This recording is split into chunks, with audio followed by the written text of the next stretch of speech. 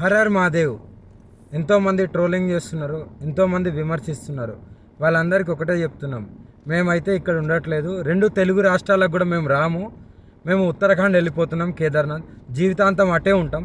కేదార్నాథ్కి వెళ్ళి కేదార్నాథ్ నుండి ఇంకా పైకి వెళ్ళిపోయి అక్కడనే ఉండిపోతాం. మా ఇద్దరి జీవితాలు మేము గడుపుతున్నాం.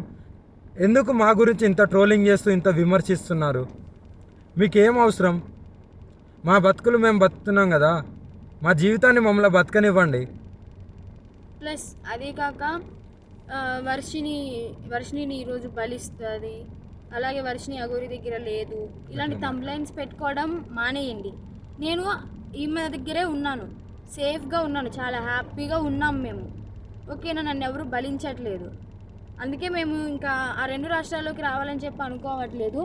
మేము ఆ బతికేది మేము బతుకుతున్నాము. కేదార్నాథ్లో వెళ్ళిపోతున్నాం, కేదార్నాథ్లోనే ఉంటాం ఇంకా. సో ఇంకా ఎందుకు ఛానల్స్ అన్నీ, మీడియా వాళ్ళందరూ ఎందుకు మా మ్యాటర్ ఒక్కటే పట్టుకున్నారు? ఇంక దేశంలో ఏమీ లేవా? 2 తెలుగు రాష్ట్రాలలో ఏ మ్యాటర్స్ లేనట్టు మా మీదనే ట్రోలింగ్ చేస్తూ పదే పదే మా న్యూస్నే వేస్తున్నారు. చెప్తున్నాం కదా, మా దగ్గరికి ఎవరన్నా వచ్చినా సరే, చెప్పమ్మా, మా దగ్గరికి ఎవరు వచ్చినా సరే మేము మా ప్రాణాలు వదలడానికి కూడా సిద్ధంగా ఉన్నాము. వదిలేస్తామని ఫిక్స్ కూడా అయిపోయినాం. పెట్రోల్ కూడా రెడీగా ఉంది. మా బతుకులు మమ్మల్ని బతకనివ్వండి. మేము ఆ 2 తెలుగు రాష్ట్రాలకు రాము. జీవితంలో ఇంకెప్పుడు కూడా ఆ 2 తెలుగు రాష్ట్రాలకు రాబోము కూడా. మేము ఇటే ఉత్తరాఖండ్లోనే ఉంటాం, ఉత్తరాఖండ్లోనే ఉండిపోతాం కూడా. ఒకవేళ మమ్మల్ని విడదీయాలి అని చూసే వాళ్ళకి ఒక్కటే చెప్తున్నాము, మీకు మా ప్రాణాలు పోవడమే కావాలి అంటే ప్రజలకు కానీ ఎవరికైనా కానీ, రాజకీయ వాళ్ళకి కానీ, ఇప్పుడు కేసులు పెట్టిన వాళ్ళకి కానీ మా ప్రాణాలే కావాలి అంటే చెప్పండి, మేము ఇవ్వడానికి చేసుకోవడానికి సిద్ధంగా ఉన్నాము. 100% కాళీమాత మీద ఒట్టు ప్రాణదానం చేసుకోవడానికి కూడా ఉన్నాం. ఇప్పుడు మేము ఎప్పుడైతే మరణిస్తామో పెట్రోల్ పోసుకొని ఈ కార్తో సహా పోతాం కదా, అప్పుడు కూడా మళ్ళీ విమర్శించండి, అప్పుడు కూడా ట్రోలింగ్ చేసుకోండి. 2 ప్రాణాలు పోవడానికి, ప్రత్యేకంగా 2 ప్రాణాలు పోవడానికి ఎవరైతే ట్రోలింగ్ చేస్తున్నారో, ఎవరైతే విమర్శిస్తున్నారో, ఎవరైతే కేసులు పెడుతున్నారో, ఎవరైతే వ్యతిరేకంగా చూస్తున్నారో వాళ్ళందరికీ చెప్తున్నాము. దొంగ కేసులు పెట్టిన వాళ్ళకి కూడా చెప్తున్నాము, 2 ప్రాణాలు పోవడానికి మీరే కారణం. మీకు మా ప్రాణాలు పోతే మీకు ఆనందం అనిపిస్తుంది అంటే దానికి కూడా మేము సిద్ధంగా ఉన్నాము. త్వరలోనే ప్రాణాలు కూడా వదిలిపోతాం.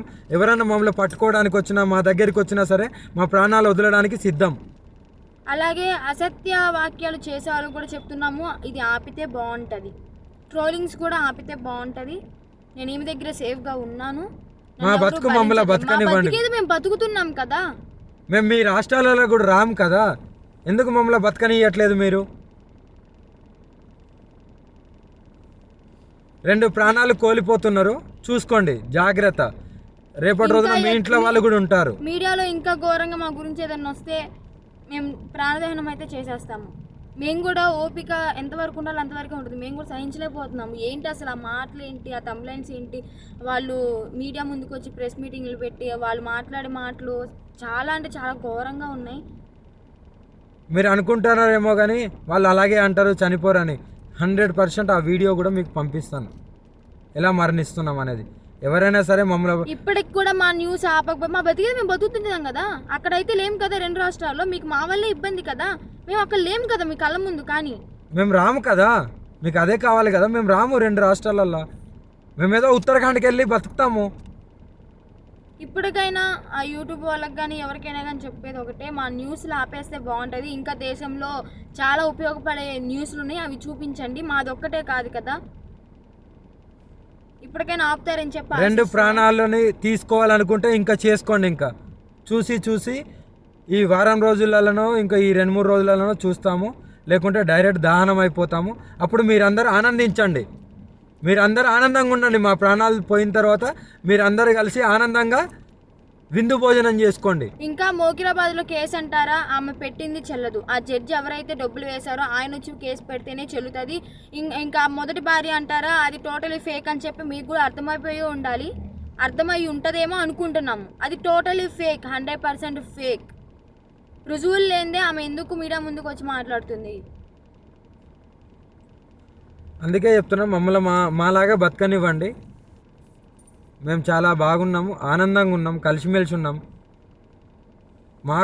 మా వల్ల మీకు ఎలాంటివి రాదు. మేము ఆ 2 తెలుగు రాష్ట్రాల్లో కూడా రాబోము. మాకు అవసరం లేదు కూడా.